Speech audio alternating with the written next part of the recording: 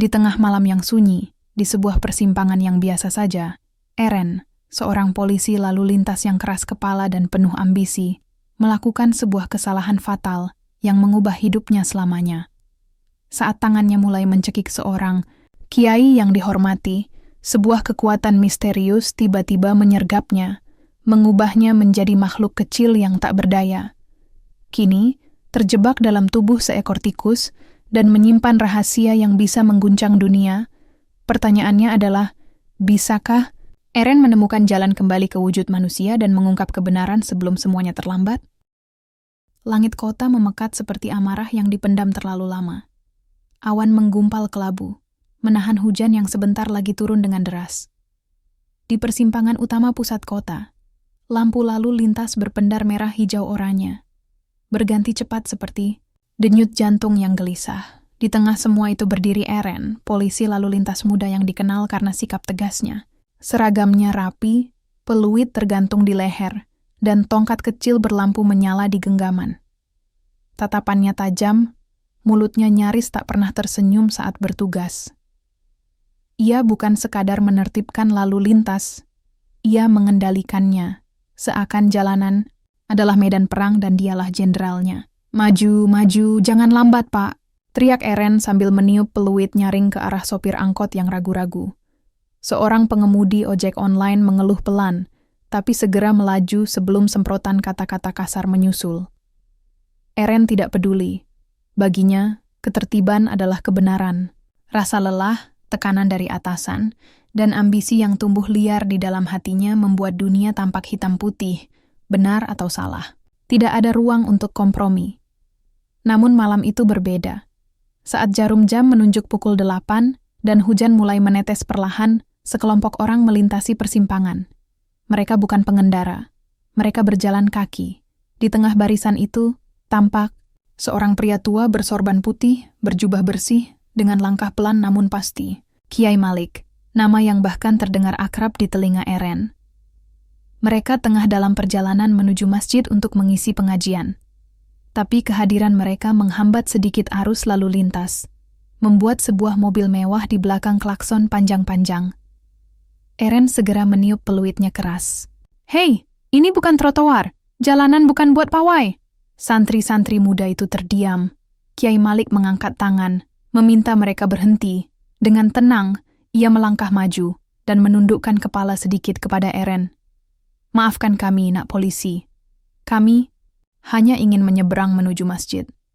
Hujan ini membuat kami sedikit terlambat." Tapi nada tenang itu justru menyulut bara dalam dada Eren. "Kalau tahu telat, jangan jalan ramai-ramai. Ini jalan umum, bukan halaman pesantren. Jangan bawa nama, agama untuk seenaknya." Bentaknya, wajah memerah. Santri di barisan belakang mulai gelisah. Beberapa mencoba menenangkan Eren. Tapi kata-kata kiai itu tetap tenang, seolah tak terusik oleh caci maki. "Nak, kemarahanmu bisa jadi lebih membahayakan daripada keterlambatan. Kami." Dan itu adalah tetes terakhir yang membuat amarah Eren tumpah. Ia maju selangkah dan, tanpa pikir panjang, mendorong tubuh tua itu dengan kasar. Kiai Malik terhuyung, tapi tidak jatuh. Sorban putihnya sedikit tergeser. Para santri menahan napas. Eren mencengkeram keras sang kiai. Matanya liar. Tangannya mulai terangkat ke leher pria tua itu. Dalam kepalanya, suara-suara. Disiplin, tertib, hukum harus ditegakkan.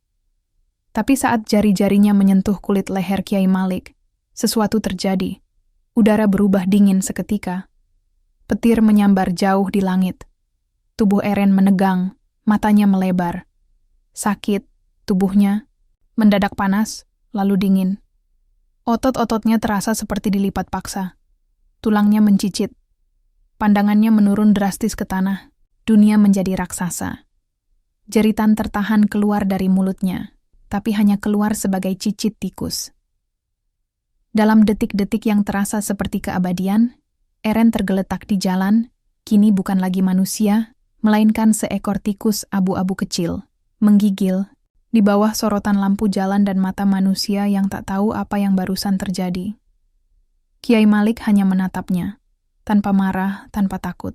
Sorban putihnya ia rapikan kembali, lalu berbalik, meninggalkan persimpangan. Dan di tengah hujan yang mulai deras, seekor tikus berlari panik ke dalam kegelapan, meninggalkan kehidupan lamanya. Hujan mengguyur aspal dengan ritme monoton. Tetesannya menciptakan aliran kecil yang menyapu kotoran kota ke dalam selokan dan parit-parit gelap. Di salah satu celah sempit di balik trotoar, seekor tikus abu-abu bersembunyi, tubuhnya menggigil, matanya mencerminkan kepanikan manusia yang terperangkap dalam tubuh hewan kecil. Itu adalah Eren. Ia belum bisa menerima kenyataan. Kakinya yang dulu mengenakan sepatu Lars kini berubah menjadi cakar mungil. Tangannya sekarang hanya cakar depan berbulu. Suaranya tak lebih dari cicitan. Dunia di sekelilingnya menjulang tinggi, menakutkan, dan asing. Bau kota yang dulu biasa, kini menusuk dan terasa ribuan kali lebih tajam. Tapi di balik ketakutan, satu hal perlahan muncul. Kesadaran baru. Ia mulai mendengar segalanya. Bukan hanya suara kendaraan atau langkah kaki, tapi juga percakapan manusia, jelas, jernih, dan tanpa filter. Suara-suara yang biasanya tenggelam oleh deru lalu lintas kini terdengar seperti bisikan langsung ke telinganya. Eren, yang selama hidupnya percaya bahwa kekuatan datang dari kendali, kini menyadari bahwa penglihatan dan pendengaran seekor tikus justru memberinya kelebihan yang tak pernah ia bayangkan. Malam itu, ia mengikuti suara yang familiar. Pak Andra, atasannya yang sering memarahinya namun diam-diam juga menyimpan banyak kepentingan pribadi. Eren menyelinap melalui saluran air, masuk ke ventilasi kecil di gedung kepolisian. Di dalam ruang rapat lantai 2, lampu temaram menyala, dan beberapa petugas berseragam duduk melingkar. Tanpa terlihat, Eren berjongkok di balik lubang dinding, mendengarkan. "Kiai itu harus bertanggung jawab," kata Pak Andra dingin. "Kita sudah terlalu lama membiarkan mereka merasa tak tersentuh. Ini kesempatan." Tapi CCTV-nya, suara lain ragu-ragu. "Biar saya yang urus. File asli hilang. Kita siapkan versi suntingan. Publik cukup lihat satu potongan. Kiai mendorong Eren, lalu Eren jatuh. Kita posisikan Eren sebagai korban. Kiai sebagai pemicu kekerasan. Darah Eren, atau entah apa yang kini mengalir dalam tubuh tikusnya, mendidih.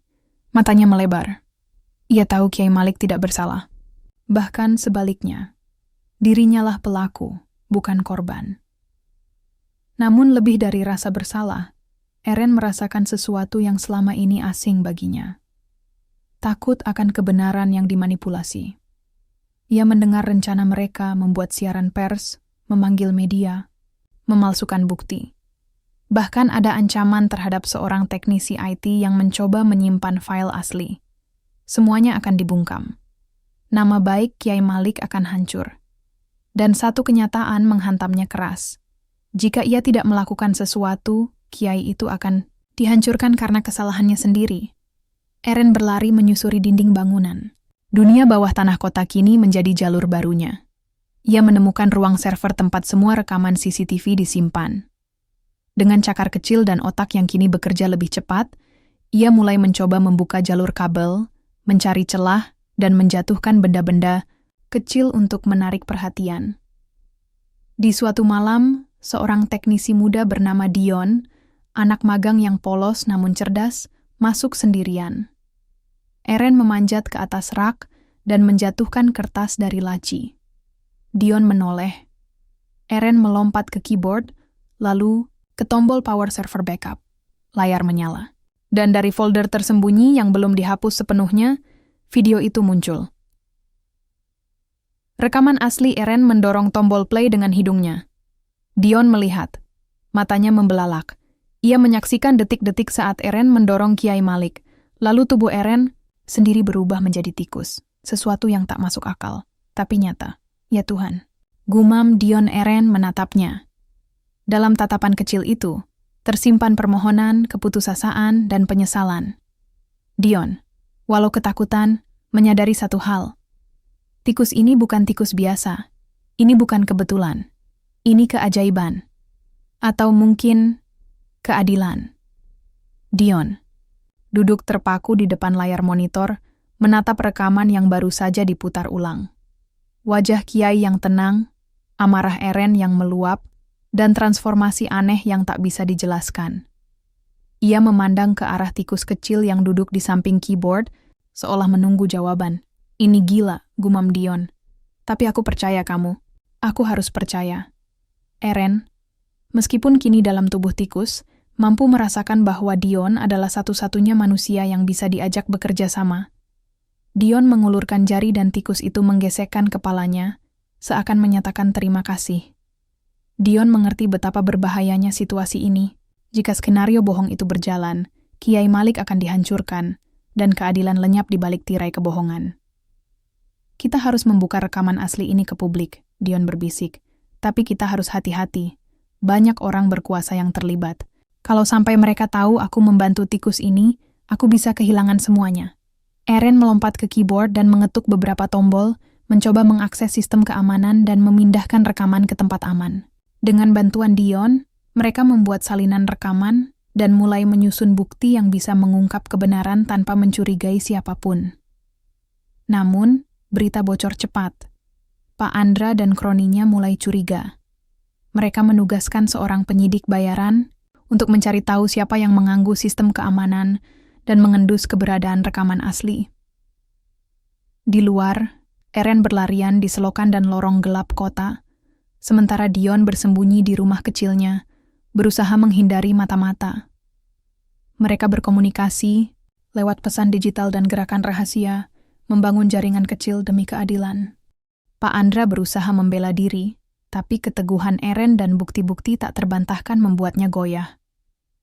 Ini bukan hanya tentang saya, ujar Eren dengan suara tegas. Ini tentang keadilan yang harus ditegakkan, agar tidak ada lagi yang menjadi korban kebohongan dan kekuasaan semena-mena. Ruangan itu sunyi sejenak, lalu gemuruh tepuk tangan memenuhi udara. Kiai Malik, yang sejak awal tetap tenang dan penuh keyakinan, hadir di sidang itu. Ia menatap Eren dengan mata penuh kebanggaan. Setelah persidangan, Eren dan Dion berjalan keluar gedung pengadilan. Di luar sana, kerumunan pendukung mereka bersorak. Eren merasa berat tapi lega. Perjalanan panjang itu belum selesai, tapi titik terendah sudah terlewati. Ia menatap langit yang mulai terang di ufuk timur, berkata pelan, ini bukan akhir. Ini awal dari sesuatu yang baru. Setelah persidangan yang mengguncang, Eren merasa beban di pundaknya sedikit terangkat. Tapi ia tahu betul, perjuangan untuk mengembalikan keadilan dan menata ulang hidupnya tidak akan berhenti di sini. Di luar, ruang sidang, sorak-sorai pendukung, media yang merekam setiap langkahnya, dan tatapan harap dari orang-orang yang selama ini diam, membakar semangatnya. Eren berdiri di tengah kerumunan, menatap langit yang mulai cerah, dan merasakan hangat sinar, matahari pagi yang menerpa wajahnya. Tubuhnya yang sempat berubah menjadi seekor tikus kini kembali ke wujud manusia. Namun ia tahu, perubahan yang sesungguhnya adalah dari dalam, hati dan jiwanya yang kini lebih tegar. Ini bukan hanya kemenangan aku, bisiknya pelan, tapi kemenangan untuk semua yang percaya pada kebenaran. Di sampingnya, Dion menepuk bahunya. Kau sudah membuktikan, Eren. Kau lebih dari sekadar seorang polisi. Kau pahlawan. Eren tersenyum tipis, mengingat kembali malam-malam gelap saat ia harus bersembunyi, ketika ancaman mengintai setiap langkahnya, dan ketika kekuatan kecilnya sebagai seekor tikus menyelamatkannya. Kiai Malik muncul dari kerumunan. Langkahnya tenang tapi penuh wibawa. Wajahnya menampakkan rasa syukur dan penghormatan. Kalian telah mengubah jalan yang penuh duri ini menjadi jalan yang terang, ucap Kiai dengan suara lembut tapi penuh makna. Aku percaya, keadilan bukan hanya milik mereka yang kuat, tapi milik siapa saja yang berani berdiri dan bersuara. Eren membungkuk hormat. Terima kasih, Kiai. Semua ini takkan terjadi tanpa bimbingan dan keteguhan hati Anda. Kiai Malik tersenyum. Jangan lupa, setiap jiwa punya peran dalam cerita ini. Bahkan seekor tikus kecil seperti kamu, Eren. Kalimat itu membuat Eren tertawa kecil. Ia tahu, apapun wujudnya, keberanian dan hati yang tulus adalah yang terpenting. Setelah persidangan, Eren dan Dion mulai fokus pada langkah selanjutnya. Mereka sadar bahwa mengungkap kebenaran hanyalah awal. Kini, tugas mereka adalah memastikan sistem yang korup bisa diperbaiki dan keadilan benar-benar ditegakkan. Eren bergabung dengan sebuah lembaga pengawas independen yang bertugas mengawasi integritas aparat kepolisian. Bersama Dion dan beberapa aktivis, mereka merancang program pelatihan dan pendidikan bagi petugas lalu lintas agar tidak mengulangi kesalahan yang dulu pernah ia buat. Mereka juga menggalang komunitas masyarakat yang aktif mengawasi dan melaporkan praktek-praktek korupsi atau penyalahgunaan wewenang. Semangat baru mulai tumbuh di kalangan warga. Namun, tidak semua hal bisa diselesaikan dengan mudah. Beberapa teman lama Eren, yang dulu sering ia tekan dan bahkan aniaya dalam ambisinya, masih sulit memaafkan. Ada juga keluarga korban yang kehilangan kepercayaan pada sistem hukum. Suatu hari, Eren bertemu dengan seorang ibu paruh baya yang matanya penuh luka dan duka. "Anakku meninggal karena kecelakaan yang kau tangani dengan kasar," katanya lirih. "Aku tidak tahu apakah aku bisa memaafkanmu, tapi aku ingin kau tahu. Aku berharap kau benar-benar berubah." Kata-kata itu menusuk hati Eren. Ia tahu, penyesalan saja tidak cukup. Tanggung jawab adalah jalan yang harus ia jalani sepanjang hidup. Pada malam yang sunyi, saat semua kelelahan menumpuk, Eren duduk sendiri di balkon rumah Dion. Ia memandang bintang-bintang, mengenang masa-masa ketika dirinya menjadi seekor tikus. "Si kecil yang kuat," gumamnya. "Kau mengajarkan aku banyak hal. Tentang keberanian, ketekunan, dan arti sebuah harapan." Meski sudah kembali menjadi manusia, Eren tahu ia tidak akan pernah melupakan pengalaman aneh itu. Ia sadar bahwa dalam dirinya kini ada kekuatan ganda, keberanian manusia, dan kecerdasan tikus yang selalu siap menghadapi kegelapan. Kehidupan baru Eren tak lantas berjalan mulus. Pak Andra, yang kalah dalam persidangan, masih mencoba merangkai rencana licik. Suatu malam, Dion mendapatkan informasi bahwa Pak Andra berencana melakukan sabotase besar yang bisa mengguncang stabilitas kota. Eren dan Dion segera menghubungi jaringan mereka. Bersama para aktivis dan aparat kepolisian yang sudah bersih, mereka menyiapkan operasi rahasia untuk menggagalkan rencana itu. Malam itu, di bawah langit yang gelap, tim kecil itu bergerak cepat dan tepat. Sabotase berhasil digagalkan, dan Pak Andra kembali dijebloskan ke penjara. Setelah semua cobaan dan perjuangan, Eren berdiri di depan gedung kepolisian baru yang diresmikan. Di sana, puluhan petugas baru berjanji akan bekerja dengan jujur dan penuh integritas. Eren mengangkat tangan, mengucapkan sumpah bersama mereka. Di dalam hatinya, ia tahu, ini bukan hanya titik akhir, tapi awal dari masa depan yang penuh harapan. Ia tersenyum, mengenang perjalanan panjang dari seorang polisi, lalu lintas yang keras kepala, berubah menjadi tikus kecil yang cerdik, dan akhirnya menjadi pahlawan yang berani mengubah dunia. Setelah malam yang penuh perjuangan, kehidupan di kota perlahan mulai kembali normal. Namun bagi Eren, perjalanan untuk menata ulang dirinya dan lingkungan sekitar justru baru dimulai. Ia sadar betul bahwa perubahan yang nyata bukan hanya soal membongkar kejahatan atau menjatuhkan orang jahat, tapi soal membangun pondasi yang kokoh agar hal itu tak terulang lagi. Eren dan Dion duduk di sebuah ruang pertemuan kecil, dikelilingi oleh sejumlah aktivis, wartawan, dan perwakilan dari berbagai organisasi masyarakat. Ruangan itu penuh dengan semangat dan harapan. Di tengah meja, tumpukan dokumen dan rencana kerja tersusun rapi. "Kita harus membangun sistem pengawasan yang transparan," kata Eren dengan suara mantap. "Agar tidak ada lagi aparat yang menyalahgunakan wewenang mereka tanpa ada yang tahu." Dion mengangguk. "Dan pendidikan moral serta etika untuk para polisi baru harus jadi prioritas utama. Mereka harus paham, tugas mereka adalah melayani, bukan mengintimidasi." Semua orang setuju, mereka menyadari perubahan ini memerlukan waktu dan komitmen bersama. Namun bayangan masa lalu masih mengintai. Pak Andra, Meski sudah dipenjara, masih memiliki kaki tangan yang tersebar di berbagai tempat. Mereka terus menggerogoti dari dalam, mencoba menyabotase upaya reformasi yang tengah dijalankan. Suatu hari, Dion menerima ancaman serius yang ditulis dengan tinta merah di secarik kertas, "Berhenti atau kami akan hancurkan semua yang kalian bangun." Eren merasakan dingin merayap di tulang punggungnya. Tapi ia menolak menyerah. Malah, ancaman itu makin menguatkan tekadnya. Kita harus lebih waspada dan lebih pintar. Kita lawan mereka dengan kecerdasan dan ketulusan, ucap Eren.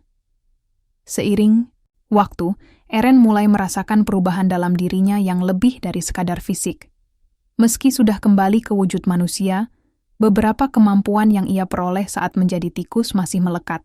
Ia bisa bergerak dengan sangat cepat, mendengar hal-hal yang tak biasa terdengar, dan yang paling penting, ia punya insting tajam untuk mengendus kebohongan dan niat buruk. Pada suatu malam yang tenang, saat Eren dan Dion tengah menyusun laporan, di rumah Dion, tiba-tiba sebuah suara samar terdengar dari luar jendela. Eren segera melompat keluar, mengendap-endap seperti dulu ketika ia tikus. Ia menangkap suara bisik-bisik rencana jahat yang tengah disusun oleh kelompok bayangan dari kepolisian lama. Berbekal informasi itu, Eren dan Dion berhasil menghalangi usaha sabotase yang bisa mengacaukan proses reformasi. Namun perjalanan itu tidak selalu mudah. Eren harus menghadapi konsekuensi dari masa lalunya yang kelam. Rekan-rekan lama yang pernah ia tindas tak mudah melupakan. Bahkan ada yang ingin membalas dendam. Di satu kesempatan, seorang pria besar datang menemuinya. "Kau pikir bisa selamat dari semua ini? Aku tidak akan lupa apa yang kau lakukan pada kami." Eren menatap pria itu dengan mata teduh tapi penuh penyesalan. "Aku tidak minta maaf karena menindas, tapi aku ingin memperbaiki semuanya. Jika kau mau, aku akan buktikan aku sudah berubah." Pertemuan itu menjadi titik balik bagi Eren. Ia belajar bahwa penyesalan harus diikuti dengan tindakan nyata, dan bahwa memaafkan adalah proses panjang yang harus dilalui bersama. Eren dan Dion mulai mengorganisir kegiatan sosial dan dialog terbuka antara polisi dan masyarakat. Mereka mengajak orang-orang dari berbagai lapisan untuk duduk bersama, berbicara, dan membangun kembali kepercayaan yang retak. Kepercayaan itu seperti kaca yang pecah. "Sulit diperbaiki, tapi bukan tidak mungkin," kata Dion dalam salah satu pertemuan. Eren menambahkan, "Kita harus mulai dari diri sendiri. Kalau kita ingin dihormati, kita harus hormat dulu. Kalau kita ingin dipercaya, kita harus menjadi layak dipercaya." Tahun berganti tahun, perlahan, tapi pasti perubahan mulai terlihat. Angka kasus penyalahgunaan kekuasaan menurun, masyarakat mulai merasa aman dan dihargai, dan para polisi baru menunjukkan integritas yang tinggi. Eren dan Dion berdiri di depan gedung kepolisian baru yang kini megah dan modern, simbol perubahan besar yang telah mereka perjuangkan bersama. "Kita berhasil," ucap Dion dengan mata berkaca-kaca. Eren tersenyum. "Ini bukan tentang kita, tapi tentang semua orang yang percaya pada keadilan. Perjalanan ini belum selesai, tapi aku yakin kita sudah berada di jalur yang benar." Di sebuah malam yang tenang, Eren berdiri di balkon rumah Dion, menatap langit penuh bintang. Ia teringat perjalanan panjang yang telah dilaluinya. Dari polisi lalu lintas yang keras kepala, berubah menjadi seekor tikus kecil, hingga menjadi pahlawan keadilan. Dengan suara pelan, ia berbisik, "Aku berjanji, tidak akan pernah mengulang kesalahan yang sama. Aku akan terus berjuang untuk kebenaran, bukan hanya untuk diriku, tapi untuk semua yang percaya pada harapan." Di bawah sinar bulan yang lembut, Eren merasa damai. Jalan yang baru telah terbentang di depannya, penuh dengan tantangan tapi juga harapan. Meski reformasi berjalan perlahan dan harapan mulai tumbuh, kegelapan masa lalu tidak pernah benar-benar pergi. Bayang-bayangnya terus mengintai, menunggu waktu yang tepat untuk kembali mencengkari. Di balik layar, musuh-musuh lama Eren dan Dion masih bersekongkol merajut rencana baru yang lebih berbahaya. Pagi itu, Eren membuka pesan dari Dion. "Ada info baru. Mereka mulai bergerak lagi. Kita harus waspada. Eren merasakan detak jantungnya semakin cepat. Setelah segala yang mereka lalui, ancaman ini membuatnya kembali was-was. Mereka tak pernah benar-benar pergi, gumam Eren sambil menatap foto Kiai Malik yang terpajang di meja. Di sebuah ruangan gelap, sekelompok pria berseragam tua berkumpul, membahas strategi untuk menggagalkan reformasi yang sudah berjalan. Pak Andra, walaupun di balik jeruji, masih menjadi simbol kekuatan bayangan itu. Mereka merencanakan infiltrasi ke dalam sistem kepolisian baru dan pengrusakan kredibilitas Eren dan Dion. Eren memutuskan untuk menggunakan kelebihan yang ia miliki, insting dan kemampuan pengamatannya, untuk mengendus setiap gerak-gerik musuh. Setiap hal kecil bisa menjadi petunjuk, katanya pada Dion. Kita harus teliti dan jangan terburu-buru. Mereka mulai menyusup ke dalam jaringan bayangan itu, menyusuri jejak-jejak samar yang ditinggalkan para kaki tangan Pak Andra. Kode-kode rahasia, pertemuan gelap, dan transaksi mencurigakan menjadi bagian dari penyelidikan mereka. Salah satu hal yang paling menyakitkan adalah ketika Eren menemukan bahwa ada seseorang yang sangat dekat dengannya ternyata berkhianat. Namanya Raka, teman lama yang selama ini membantu mereka dari balik layar. Namun diam-diam Raka memberikan informasi penting kepada musuh. Konfrontasi terjadi di sebuah gudang kosong. Eren memandang Raka dengan mata penuh kecewa. Kenapa kau lakukan ini?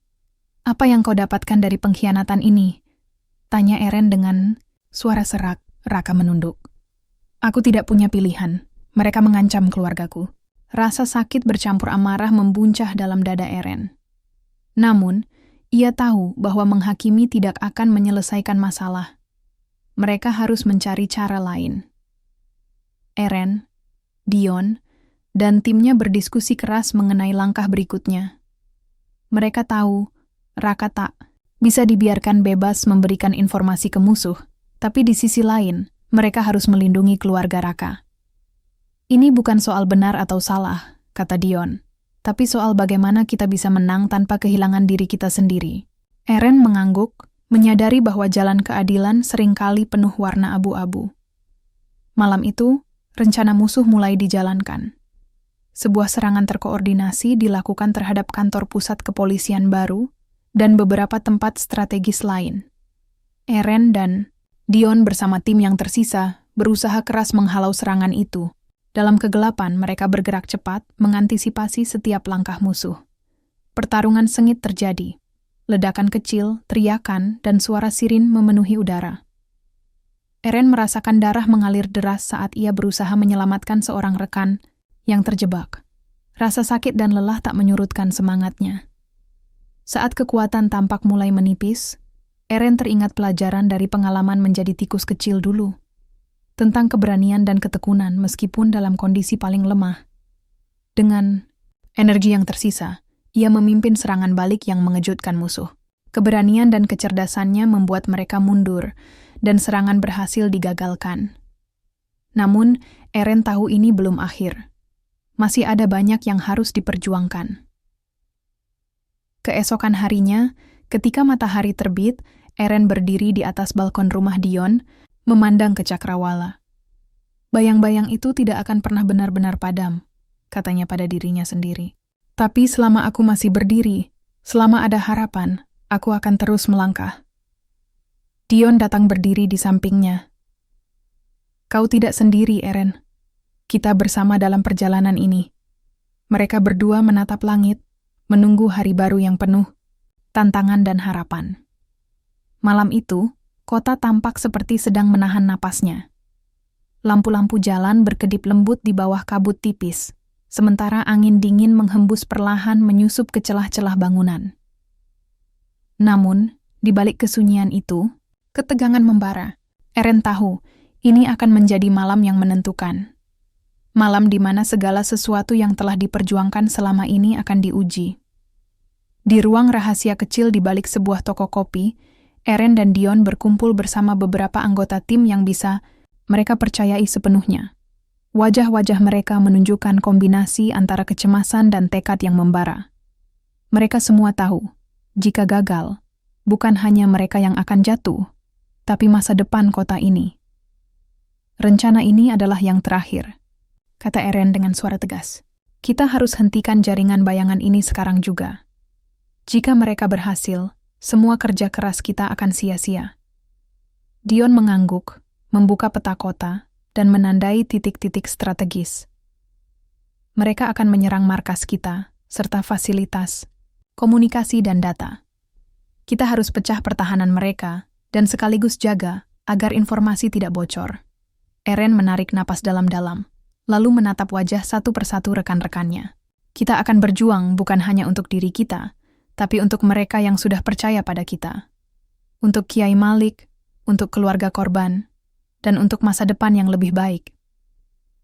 Beberapa jam kemudian, langit hitam mulai diwarnai kilatan api, dan suara ledakan di berbagai sudut kota. Pasukan bayangan mengerahkan kekuatan penuh, mencoba menggempur markas Eren dan Dion. Pertempuran berlangsung brutal dan sengit. Eren bergerak lincah, memanfaatkan instingnya yang masih tersisa dari pengalaman menjadi tikus kecil. Ia melompat dari satu posisi ke posisi lain, menghindari tembakan dan serangan, sambil memberikan instruksi kepada timnya. Di tengah keributan, Dion bertarung dengan seorang musuh yang sangat terlatih. Mereka beradu kecepatan dan kekuatan, tapi Dion berhasil melumpuhkan lawannya dengan satu pukulan keras. Di tengah pertempuran, Eren menerima pesan dari salah satu mata-mata mereka yang masih berada di dalam jaringan musuh. Ada sesuatu yang harus kau tahu, Eren. Raka ternyata bukan satu-satunya yang berkhianat. Ada lebih banyak orang di dalam, termasuk seseorang yang kau percaya. Eren terkejut, jantungnya berdegup kencang. Ia sadar, pertarungan ini tidak hanya melawan musuh dari luar, tapi juga dari dalam. Dengan cepat, ia mengarahkan perhatian timnya untuk mencari tanda-tanda pengkhianatan dan mengamankan informasi penting. Saat jeda sejenak dalam pertempuran, Eren duduk di pojok ruangan, wajahnya tertunduk. Ia merenungkan semua yang telah terjadi, pengkhianatan, pengorbanan, dan rasa sakit yang ia alami. Dalam benaknya, suara kecil tikus yang dulu menghuni tubuhnya bergema, mengingatkan akan keberanian, ketekunan, dan kecerdasan yang membawanya sejauh ini. Jangan menyerah, suara itu berbisik. Kau lebih dari sekadar manusia biasa. Kau adalah penjaga harapan. Eren mengangkat kepala, mata berbinar. Ia tahu, saat ini bukan waktu untuk lemah. Kembali ke garis depan, pertempuran semakin sengit. Ledakan-ledakan membelah malam, suara tembakan dan teriakan berbaur menjadi simfoni kekacauan. Eren menemukan wajah musuh terakhir yang harus dihadapi, Pak Andra, yang ternyata masih memiliki kekuatan dan pengaruh luar biasa, meski di balik jeruji. Pertarungan antara Eren dan Pak Andra berlangsung sangat dramatis. Mereka bertarung dengan segala kemampuan, keduanya mewakili dua sisi dunia yang saling berhadapan, keadilan dan korupsi. Dengan usaha keras dan keberanian tak tergoyahkan, Eren berhasil menjatuhkan Pak Andra. Namun, kemenangan itu datang dengan harga mahal. Beberapa anggota tim terluka parah, termasuk Dion yang harus dibawa ke rumah sakit. Eren sendiri juga mengalami luka yang membuatnya terpaku beberapa saat. Meski begitu, mereka tahu bahwa kegelapan yang selama ini menyelimuti kota mulai tersingkir perlahan. Beberapa minggu setelah pertempuran, kota mulai pulih. Reformasi semakin kuat dan dukungan masyarakat makin meluas. Eren berdiri di depan kerumunan warga yang datang untuk merayakan perubahan. Ia melihat wajah-wajah penuh harapan, dan hatinya menghangat. Kita telah melewati badai bersama, ucapnya, dengan suara lantang. Dan sekarang saatnya kita membangun masa depan yang kita impikan. Kota yang tadinya dipenuhi suara ledakan dan teriakan, kini mulai sunyi. Debu dan asap perlahan menghilang, meninggalkan sisa-sisa kehancuran yang mengingatkan pada betapa beratnya perjuangan yang telah dilalui. Eren berdiri di antara reruntuhan kantor kepolisian lama yang kini hancur berkeping-keping. Tangannya masih gemetar dan napasnya berat, tapi matanya menyala penuh tekad. Dion duduk di kursi roda di sampingnya, wajahnya yang biasanya cerah kini menampilkan luka-luka yang tak terlihat, luka hati yang sulit sembuh. Kau berhasil, Eren, ucap Dion pelan. Tapi pertarungan kita belum selesai. Kita baru saja membuka pintu bagi kegelapan lain yang mungkin akan datang. Eren mengangguk, menatap ke arah cakrawala yang mulai disinari fajar. Kita akan siap, jawabnya. Kita harus siap.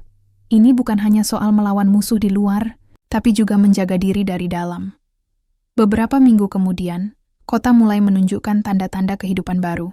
Gedung-gedung yang rusak diperbaiki, jalanan kembali bersih, dan orang-orang perlahan kembali beraktivitas seperti biasa.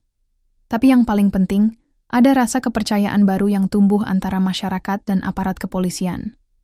Di sebuah acara, peresmian kantor polisi baru, Eren berdiri di podium, menyampaikan pidato yang membakar semangat.